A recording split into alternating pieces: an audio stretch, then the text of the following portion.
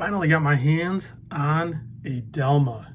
So this is the Shell Star Titanium Limited Edition. They only made 499 of these in this orange colorway. Big thanks to my buddy Chris over at the WatchGauge for sending this over for me to check out so I can share it with you guys. Now, Chris has been wearing this. This is a titanium watch.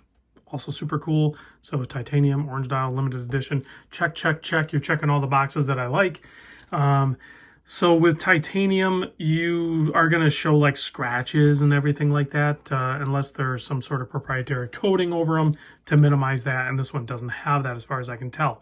So it's going to show wear marks, and that's because this watch has been worn. It was kind of a test model piece or whatever, like for people to review and everything. And then Chris took it off his wrist and said, hey, I'll send it to you to check out. Cool. Thanks, bud. Let's get into the watch. Price point, they're just under $2,000. I'll put a link to the WatchGauge website. I don't know if he can get any more of these orange ones, but there's black colorways, and then there's other watches from the brand as well. But this guy here, I measure from here to here, because that would be like the edge of the case, excluding these crown guards, is 41.3 millimeter. It's more like a 42 mil, but it is what it is, right? So we'll call it 41 and a half. Let's be fair.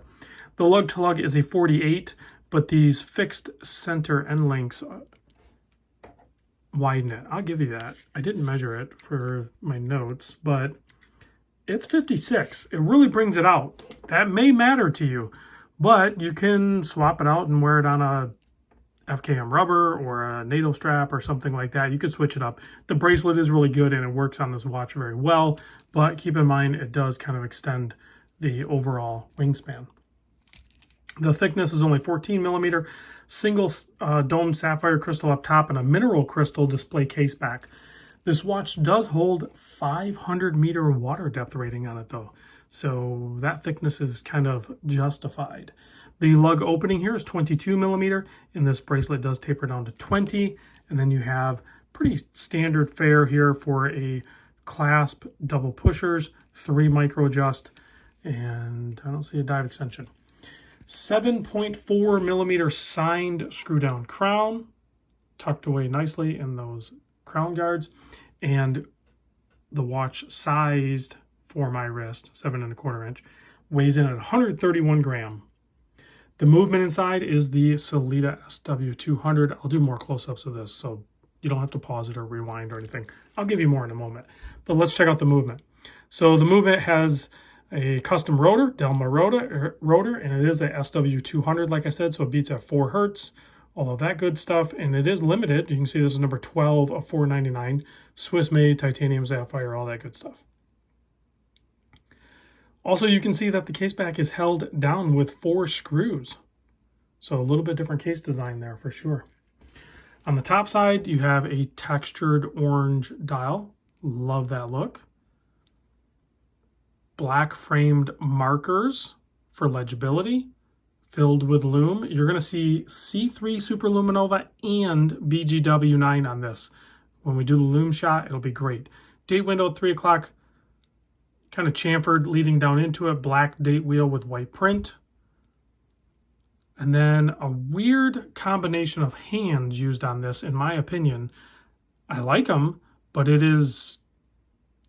sets it apart from some of the other elements of the watch with a white framed handset and then an orange seconds hand. It's a little bit different orange than the dial. I've had one other watch, and it was that Vero Open Water, that I had an orange dial with an orange seconds hand. And in my mind, I'm like, you should never do this. This does not make sense design-wise to do it. But for some reason, I just love it. And maybe it's just because, people keep saying I like orange. So maybe it's just that I like orange, or maybe I just like that design cue, even though it's probably shouldn't work. It just works. 120 click bezel. It's not my favorite bezel action. And like I said, this thing's been used and worn. So it's a little tricky to spin in some cases, but it's not terrible. It's not a deal breaker for me. Let's pop it on my 7¼ inch wrist so you can see what that looks like.